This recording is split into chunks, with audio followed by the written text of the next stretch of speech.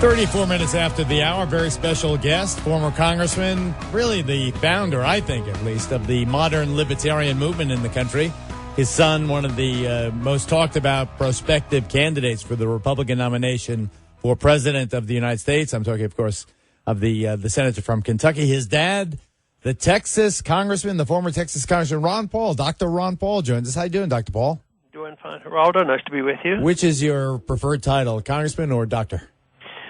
Well, I probably like doctor better, but I like people to call me by my first name as well. All right. Well, I feel disrespectful, but I'd love to hang out with you and call you Ron to your face and buy you a beer. I don't even know if you drink, but all right. So what are you thinking about? Before I get to your I think controversial but very provocative answer for our broken education system, I have to ask you about the president and Obamacare and the way things are working out. Do you think it's going to work out, and how are you feeling about it generally?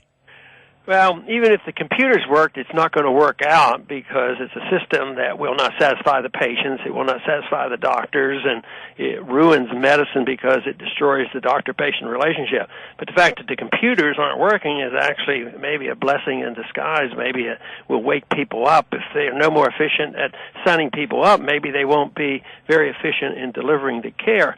But one thing I was thinking about the other day was, it's not that they lack experts and not that they lack expertise on computers. Just think how efficient they are in listening to everybody in the world. Billions of phone calls and emails, and they put them together. I guess all the experts on the computers are over there spying on us, and nobody is helping out on the medical operation. So I think it's a matter of priorities. Some people suspect, wonder if they're doing it deliberately, and I've never figured that out. Why would they want to do it deliberately? I think it's just bureaucratic ineptness.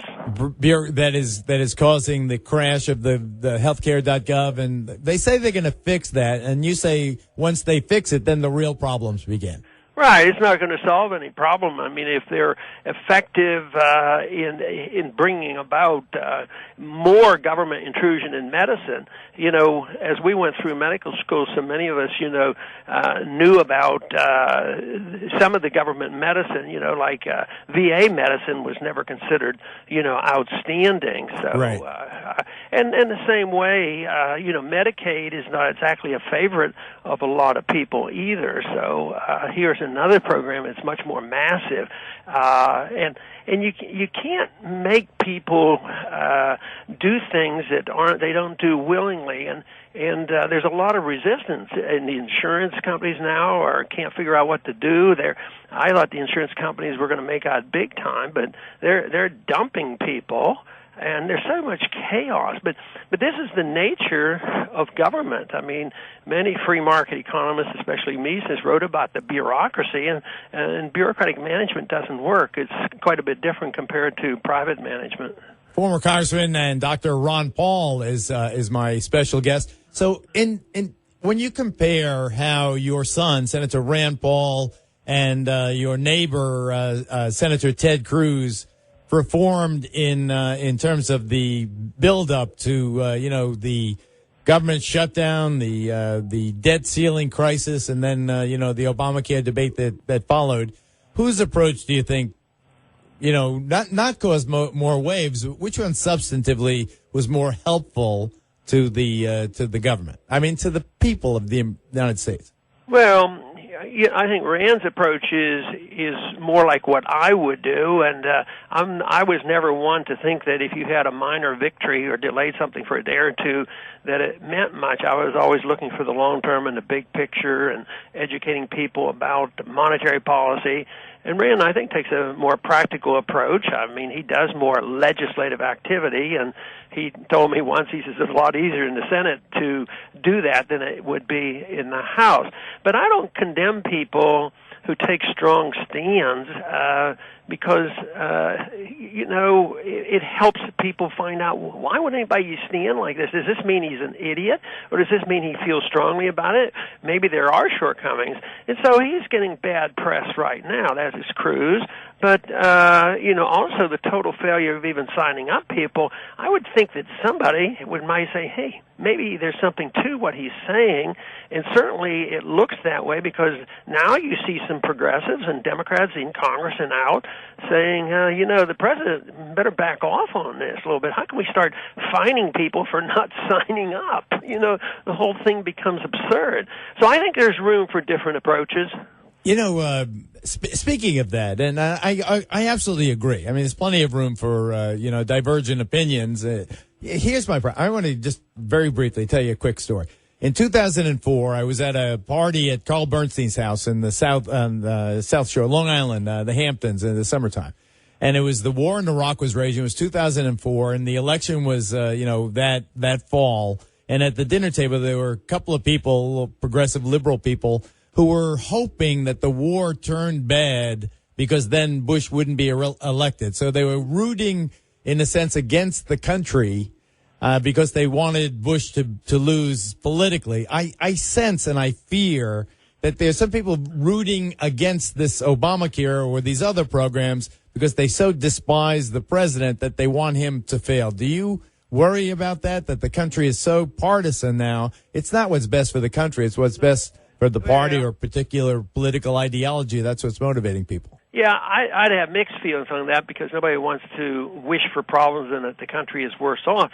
But when it comes to the war issue, if the war is very, very successful but evil, that's not good either. Let's say it went very well and there was nothing negative, and it just encouraged the neoconservatives to march on to the next country. If there was never a negative part, of what went on in Afghanistan and Iraq, maybe they would be invading Iran by now. So, it's a mixed thing. You don't want to wish bad things, but if I don't want government medicine, and the computers don't work and points out the bureaucracy doesn't work. Matter of fact, that you say, well, that might be negative for the country, but it might be very positive in pointing out that governments aren't very good at managing big programs like this. And I think, it depends. As I said, it's a mixed thing. You don't want bad things to happen, but I think if it points out some fallacies in their thinking, I think it would be good. So my final question before I get to your book is: do you want Senator Paul to run for president? Well, I don't have a strong desire one way or the other. I want him to do what he wants to do. I do know what the burden is like and what it would entail, both in the campaign and if he runs, he's going to do every bit as well as I did and a lot better. But that just might mean that the enemies of liberty might come down much harder on him. So I don't like that idea. And then I think about the overwhelming task, of what it's like. But, I don't have, I never, people ask me, well, did you pressure him to go to medical school? No, he made that on his own. Neither my wife nor I, pushed the kids in any direction. Same way with politics. There was no pushing. Man, it's time to run or something like that. So it'll be something, obviously, that the individual has to make up their own mind. My special guest, former Congressman Ron Paul, the founder of the modern libertarian movement, the way I see it. Who do you associate with? Goldwater? Are you a Goldwater person?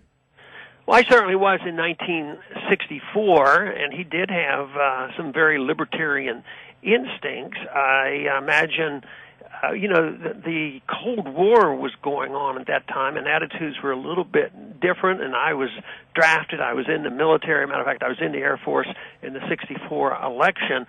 So when I look back, there's a lot I would agree with, but I wouldn't call him a libertarian in the sense of the way the libertarians think today. All right, let's quickly. I don't want to give a short shrift to your new book, The School Revolution. The School Revolution, a new answer for our broken education system.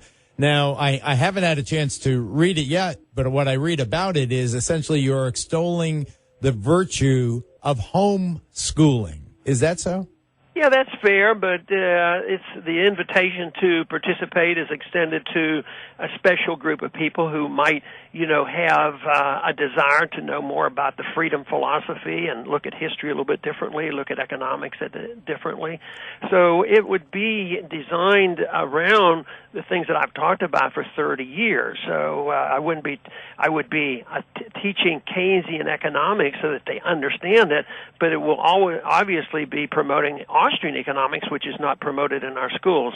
So there will be this bias, but it's designed to have another school program that teaches the freedom philosophy, prepare kids to go to college, prepare kids if they don't want to go to college, how to start a business and how to use the internet. So it's broad-based, and I think the time has come, and I think there's room for all kinds of homeschooling programs, and certainly everybody isn't going to likely need to be homeschooled, because I think it's a special group of people that will use it.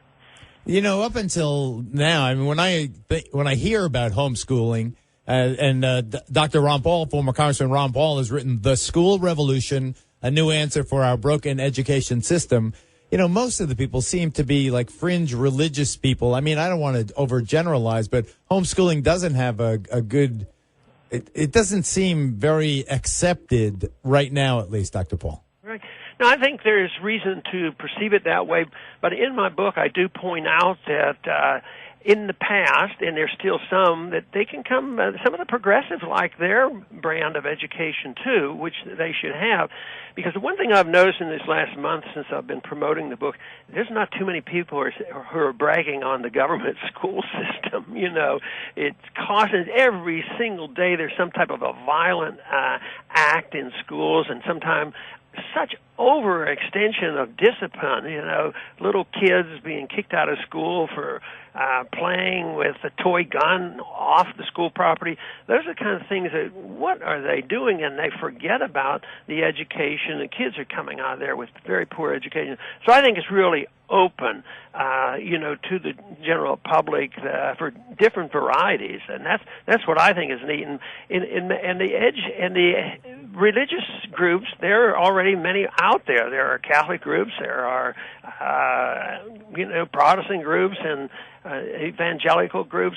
Mine will talk about religion only in a historical sense. I'm not promoting a religious agenda. I'm promoting a libertarian agenda where there's more tolerance of why we want, competition in everything, in economics and in private lives as well as in economics. So, I got to let you go on that note, but the book, The School Revolution: A New Answer for Our Broken Education System by former Congressman Dr. Ron Paul. Thanks, Doc. I appreciate it.